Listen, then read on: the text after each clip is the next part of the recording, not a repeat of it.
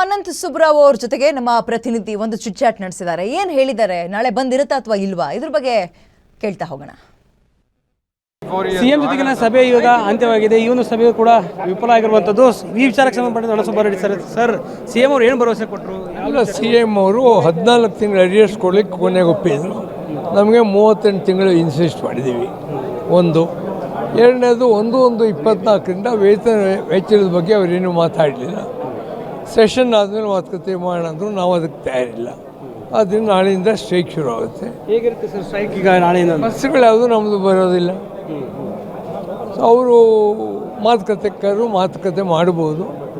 ಮಾತುಕತೆ ಯಶಸ್ವಿ ಆದರೆ ಸ್ಟ್ರೈಕ್ ನಿಲ್ಲಿಸ್ತೀವಿ ಅಷ್ಟೇ. ಸರಿ, ಮತ್ತೆ ಸಿಎಂ ಅವ್ರ ಸಭೆ ಕರಿತೀನಿ ಅಂತ ಹೇಳಿದ್ರೆ? ಏನೂ ಇಲ್ಲ, ಇವಾಗೇನೂ ಇಲ್ಲ. ಪದೇ ಸಭೆ ಮಾಡಿದ್ರು ಕೂಡ ಈ ಒಂದು ಬೇಡಿಕೆಗಳನ್ನ ಈಡೇರಿಸೋದಕ್ಕೆ ಯಾಕೆ ಹಿಂದೇಟು ಆಗ್ತದೆ? ಅಲ್ಲ, ಅವರು ತಯಾರಿಲ್ಲ ಮಾತುಕತೆಗೆ. ಅದಕ್ಕೆ ವೇತನ ಹೆಚ್ಚಳಕ್ಕೆ ಒಂದು ಮಾತು ಆಡಲಿಲ್ಲ ಅದು. ಆದ್ದರಿಂದ ಸ್ಟ್ರೈಕ್ ಶುರು ಆಗುತ್ತೆ.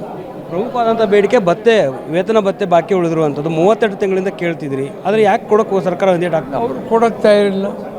ಅದು ಅವ್ರಿಗೆ ಬಿಟ್ಟಿದ್ದು. ಅದೇ ನಾವು ಸ್ಟ್ರೈಕ್ ಮಾಡ್ತೀವಿ ಅಷ್ಟೇ.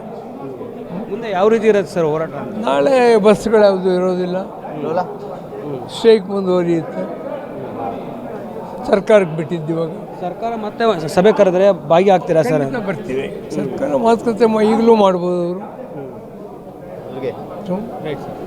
ಇದಿಷ್ಟು ಹಿರಿಯ ಸಾರಿಗೆ ನೌಕರರಾದಂಥ ಅನಂತ್ ಸುಬ್ಬಾರಾವ್ ಅವರ ಮಾತು. ಕ್ಯಾಮರಾ ಪರ್ಸನ್ ಶಿವ ಜೊತೆ ದುರ್ಗೇಶ್ ನಾಯಕ, ಗ್ಯಾರಂಟಿ ನ್ಯೂಸ್, ಬೆಂಗಳೂರು.